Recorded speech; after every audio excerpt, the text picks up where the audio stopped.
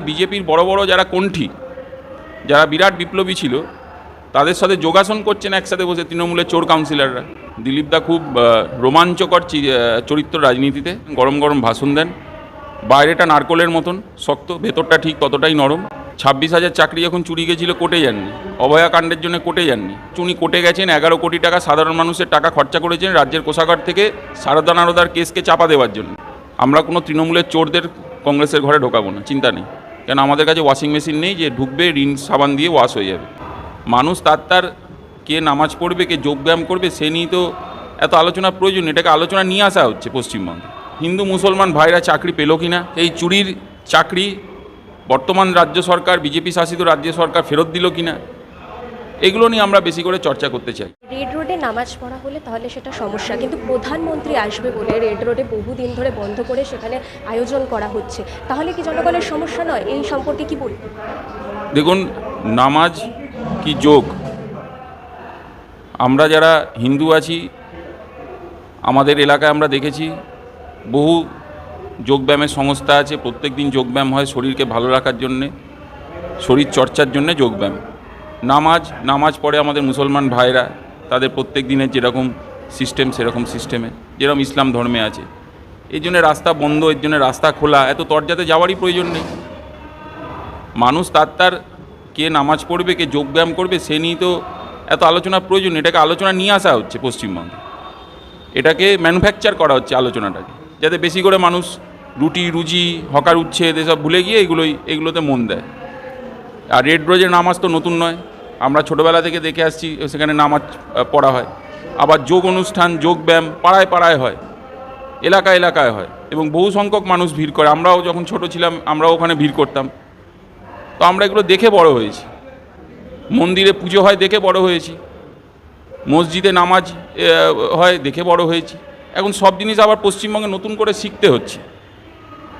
এই নতুন করে শেখার আমাদের প্রয়োজন আছে বলে আমাদের মনে হয় না। আমাদের মনে হয় যে আমাদের হিন্দু মুসলমান ভাইরা চাকরি পেল কি না, যে তৃণমূলের সরকারে চুরি হয়েছিল সেই চুরির চাকরি বর্তমান রাজ্য সরকার, বিজেপি শাসিত রাজ্য সরকার ফেরত দিল কি না, এগুলো নিয়ে আমরা বেশি করে চর্চা করতে চাই। কে হিন্দু কে মুসলমান, কে কী করবে না করবে, তার থেকে বড় কথা মানুষের রুজি ঠিক মতন আছে কি না, মানুষ শান্তিতে আছে কি না, মানুষ কোনো ভয় ভীতির ভেতরে প্রবেশ করছে কি না, সরকারি সুযোগ সুবিধে এলাকায় মানুষ পাচ্ছেন কি না, স্বাস্থ্য থেকে শিক্ষা থেকে শিল্প ভালো হচ্ছে কি না পশ্চিমবঙ্গের ছেলে মেয়েদের বাইরে চলে যেতে হচ্ছে কি না, এইগুলো মূল ধারার বিষয়। তাই এগুলোতে আমরা বিশেষত মন দেব। কোথায় রাস্তা বন্ধ থাকবে খোলা থাকবে এই নিয়ে হাইকোর্ট ইতিমধ্যেই তার অবজারভেশন দিয়েছেন। তো হাইকোর্টের অবজারভেশনের উপরে তো কারোর কথা বলার অধিকার নেই। তো আমাদের আইন আছে, আইনের শাসন আছে, শাসনটা শাসনের মতন হওয়া প্রয়োজন। শাসনে কোনো রাজনীতি করার প্রয়োজন নেই বলেই বাংলার মানুষ মনে করেন। দাদা, দিলীপ ঘোষ বলছেন যে মুখ্যমন্ত্রী আসলে, প্রধানমন্ত্রী আসলে রাস্তা বন্ধ করা হবে, কিন্তু মুসলিমরা রয়েছে তাদের জন্য রাস্তা বন্ধ করা হবে না।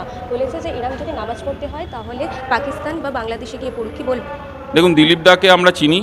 দিলীপ দা খুব রোমাঞ্চকর চরিত্র রাজনীতিতে। উনি যথেষ্ট গরম গরম কথা বলেন, গরম গরম ভাষণ দেন, বাইরেটা নারকোলের মতন শক্ত, ভেতরটা ঠিক ততটাই নরম। উনি কি বলছেন না বলছেন তাতে এত মাথা ব্যথা করার মানুষের প্রয়োজন নেই। উনি অনেক কিছু বলেন। উনি মর্নিং ওয়াকে যে কথাগুলো বলেন ইভিনিং ওয়াকে বলেন না, ইভিনিং ওয়াকে যে কথাগুলো বলেন মর্নিং ওয়াকে বলেন না। সেই জন্য এত চিন্তাভাবনা করার খুব একটা প্রয়োজন নেই। উনি কি বলছেন না বলছেন সব কথা, মুখ্যমন্ত্রী কি বলছে, রাজ্যের প্রশাসনিক প্রধান কি বলছে, সেইটা শোনাটা বেশি দরকার। দাদা, মমতা বন্দ্যোপাধ্যায়, তাকে দেখা গেল যখন ভোট পরবর্তী হিংসার ঘটনা নিয়ে তিনি হাইকোর্টে গেছিলেন, এবার তিনি ভবানীপুরের ঘটনা নিয়েও কোর্টে গেলেন। কিন্তু যখন চাকরি প্রার্থীরা রাস্তায় আন্দোলন করছিল বা যখন অভয়াকাণ্ডটা তার বিষয় নিয়ে যখন রাস্তায় আন্দোলন হচ্ছিল, তখন তাকে এরকম আইনি পদক্ষেপ বা রাজনৈতিক পদক্ষেপ নিতে দেখা যায়নি। এখন তাহলে তিনি এত দৌড়াদৌড়ি কেন করছে, কি বলবেন? দেখুন, কংগ্রেসের যখন পার্টি অফিস লুট হচ্ছিল তৃণমূলের দ্বারা, তখন কিন্তু উনি কোর্টে যাননি। 26,000 চাকরি যখন চুরি গেছিল কোর্টে যাননি, অভয়াকাণ্ডের জন্য কোর্টে যাননি। পশ্চিমবঙ্গে বরঞ্চ উনি কোর্টে গেছেন 11 কোটি টাকা সাধারণ মানুষের টাকা খরচা করেছেন রাজ্যের কোষাগার থেকে সারদা নারদার কেসকে চাপা দেওয়ার জন্য। এগুলো আমরা বাংলার মানুষ দেখেছি। তাই উনি কোর্টে যাওয়া না যাওয়া আজকের দিনে যথার্থ নয়। বরঞ্চ ওনার যদি কোনো বক্তব্য থাকতো, উনি কাউন্টিংয়ের দিন কোথায় ছিলেন সেটা প্রশ্ন হওয়া উচিত। এবং যে অন্যায় উনি করেছেন, ওনার দল করেছেন, মানুষ তার উপযুক্ত জবাব দিয়েছে। হ্যাঁ, কোর্টে যে কেউ যেতে পারে, তার স্বাধীনতা আছে, কোর্টে উনি যাক, কেস ফাইল করুক, সেখানে বিচারপতিরা যা রায় দেবে সবাইকে মাথা পেতে নিতে হবে। কিন্তু হ্যাঁ, বিজেপির শাসনে আমরা দেখেছি এসআইআরের মাধ্যমে, এবং যখনই ওই 12টা বেজে গেছিল, বেশ কিছু মানুষের রূপ কিন্তু আলাদা হয়ে গেছিলো, যেটা অন্যায় বলে গণতান্ত্রিক প্রক্রিয়ার ভেতরে থাকা যে পরিমণ্ডল তার জন্য হানিকারক। দাদা, এখন তৃণমূল ভেঙে খান খান বললেই চলে। এই মুহূর্তে আমরা কিছুদিন আগে আমরা দেখতে পেলাম যে মমতা বন্দ্যোপাধ্যায় এবং অভিষেক বন্দ্যোপাধ্যায় তারা দিল্লিতে গেলেন, রাহুল গান্ধী এবং সোনিয়া গান্ধীর সাথে বৈঠক করলেন। তো জনগণ বলছে তাহলে যে অবশিষ্ট তৃণমূলটা আছে সেটা কংগ্রেসের সাথে মিশে যেতে পারে। আপনারাও কি তাই মনে করেন? আপনি কি রাহুল গান্ধীর কোনো এই বিষয়ে বক্তব্য শুনেছেন? প্রদেশ কংগ্রেস সভাপতি শুভঙ্কর সরকারের কোনো বক্তব্য শুনেছেন? আপনিও শোনেননি, আমিও শুনিনি, পৃথিবীর মানুষও শোনেননি। যাদের কথা বলছেন তারাও জানে না, তারাও শোনেনি। আমরা কোনো তৃণমূলের চোরদের কংগ্রেসের ঘরে ঢোকাবো না, চিন্তা নেই। কেন আমাদের কাছে ওয়াশিং মেশিন নেই যে ঢুকবে রিন সাবান দিয়ে ওয়াশ হয়ে যাবে। যেখানে যাওয়ার তারা সেখানে, যেখানে ওয়াশিং মেশিন আছে সেখানে যাবে।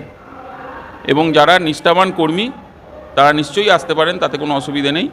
তারা লড়াই করেছেন, তারা আসতে পারেন, তারা চুরি করেননি। নেতারা চুরি করেছে, এবং অদ্ভুত লাগছে এখনও নেতারা, তৃণমূলের নেতারা জেলে নয়, তারা রাস্তায় ঘুরছেন। এবং আরও আশ্চর্য লাগছে বিজেপির বড় বড় যারা কণ্ঠী, যারা বিরাট বিপ্লবী ছিল, তাদের সাথে যোগাসন করছেন একসাথে বসে তৃণমূলের চোর কাউন্সিলররা। এগুলোকে প্রশ্ন করুন।